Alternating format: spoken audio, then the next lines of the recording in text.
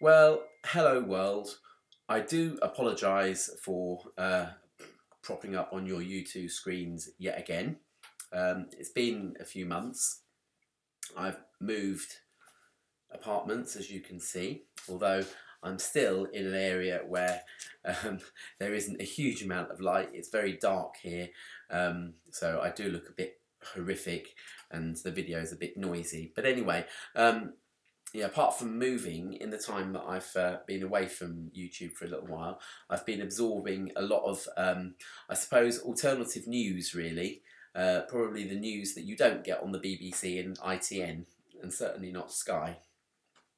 Yeah,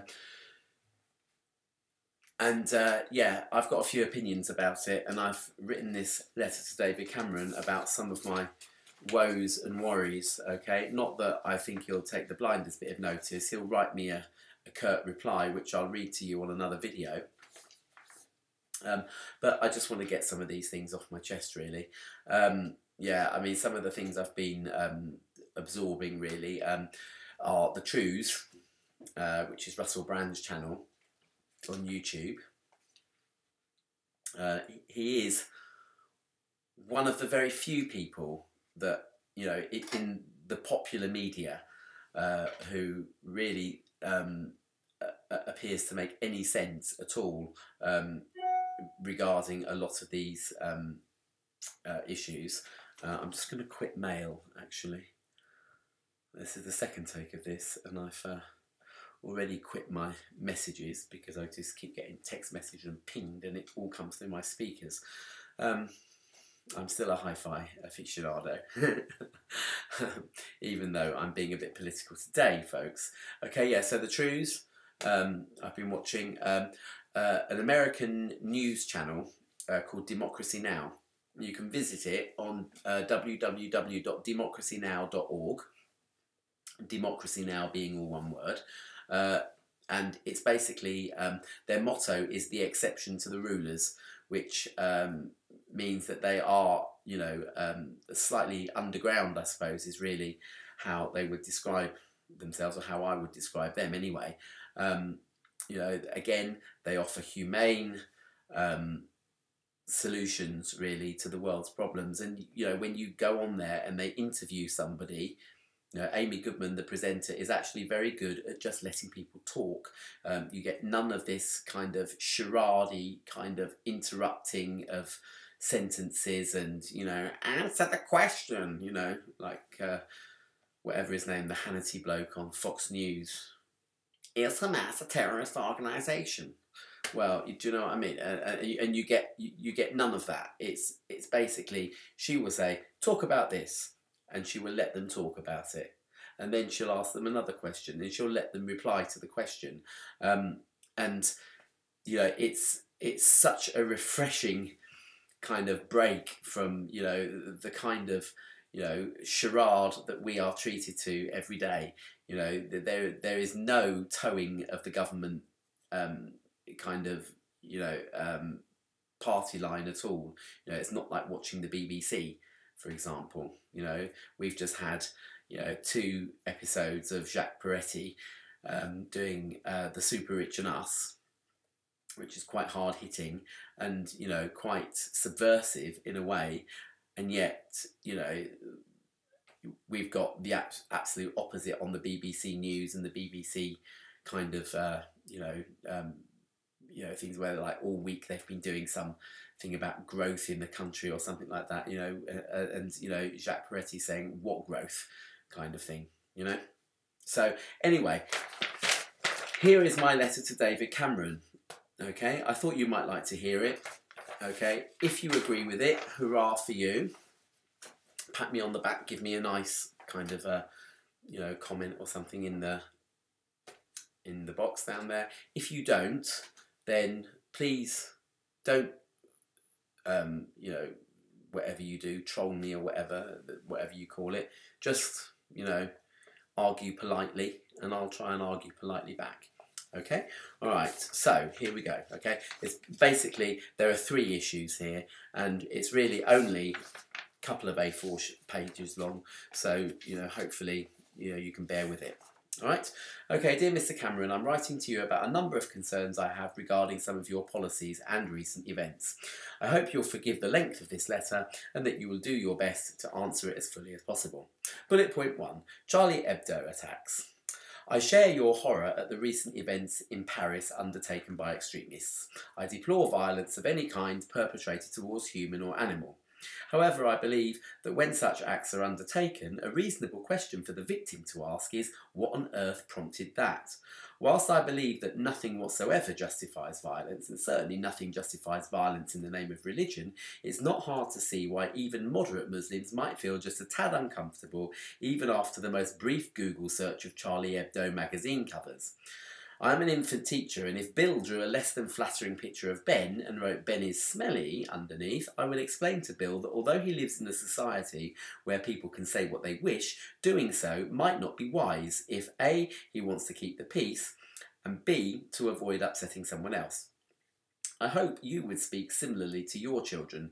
In the case of Charlie Hebdo, though, perhaps due to sheer stubbornness, the magazine was encouraged to print the offending cover, and have gone on to sell more than 7 million copies of the issue, thus further inciting religious hatred. Even drawing a flattering picture of the Prophet is forbidden in Islam, so the cartoon must feel especially insulting to genuine followers of Islam, and giving people who just love doing violence further so-called reasons to commit more atrocities. I had hoped that you would have said something similar publicly, so that our Islamic population might feel that at least you understood why the publication of this so-called humour is offensive.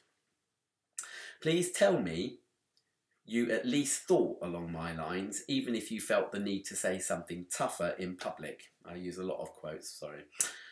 Fox News, owned by Rupert Murdoch, who I understand has his own UK tax code and shares in energy companies and as such stands to publicly benefit from a war with Syria, publicly announced in the US that we should kill the Muslims.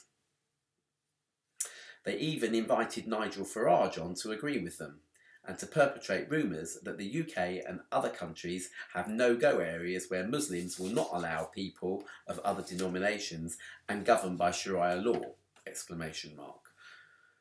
Please, at least, make an appeal for media calm and rationality. Fox News coverage is, according to my research, the most watched in America, and it is a UK resident with a pecuniary interest who runs it. I feel sure you would have some clout to get this hysteria stopped, even if you threaten Mr. Murdoch with a higher tax bill. Bullet point 2. Shootings of innocent black people in the US. I have watched a lot of the American coverage of the protests against the non-indictments of the officers who have shot and killed people such as Michael Brown, Tamir Rice and Akai Gurley. When I heard about Tamir Rice, I cried. True, actually. He was a 12-year-old boy playing in a park with a toy gun. Within a few seconds of the arrival of the police, he was dead.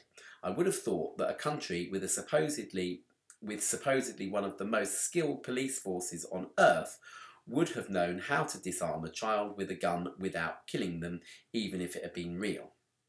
The fact that the officers who shot him haven't been prosecuted is scandalous. Akai Gurley was a completely innocent, unarmed man walking down the steps of an apartment building. The officer who shot him texted his union rep as Gurley lay dying. I realise these shootings are part of much larger issues. For instance, the fact that 2 New York policemen were killed in the resultant protests only highlights the already blatant need for gun control.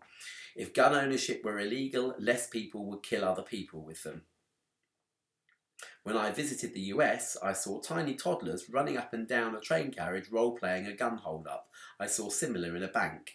Thankfully, in our country, it's comparatively rare to see toy guns on sale, and I have no qualms about offering school children alternative forms of play if they choose to play guns in the playground. As the Mayor of New York proved in his speech regarding the talks he felt it necessary to have with his mixed-race son, this kind of encouragement is not high on the agenda for American parents and teenagers. The other issue that needs addressing is the much higher proportion of black Americans incarcerated in US prisons compared to whites. For example, a black person charged with killing a white victim is more likely to end up on death row than if the victim were black. In his book Just Mercy, famed lawyer Brian Stevenson discussed hundreds of people who were victims of an unjust US judicial system. The reason I mention this to you is that killings of innocent people, a skewed justice procedure, and the massive militarisation of the police are all simply terrorism by another name. It's a bit hypocritical us having to listen to the post-9/11 rhetoric about wars on terrorism when American black people have had to suffer terrorism from the law and police for many decades. Our government should be as vocal in their condemnation of this as they are the Charlie Hebdo attacks. In fact, I would expect you and representatives of our police force at the highest level to officially condemn the non-indictment of officers responsible for killings of unarmed black people and call for greater gun control in the US. Bullet point 3. Post-credit crunch Tory austerity measures that affect the most vulnerable in our country total £80 billion so far. Banker bonuses in the same period equal 80 billion, despite libel manipulation, the PPI scandal and probably a lot more wheeler dealing that I couldn't cope with hearing right now. Multi-million-dollar corporations avoiding billions of dollars worth of tax. Tax that could be put to use building hospitals and ensuring our homeless people have a roof over their heads, instead of letting agents proudly boasting to landlords that they will not accept tenants in receipt of housing benefit, thereby implying that the poorest are some sort of ill breed who won't pay their rent and should be demoted to some sort of scrap heap.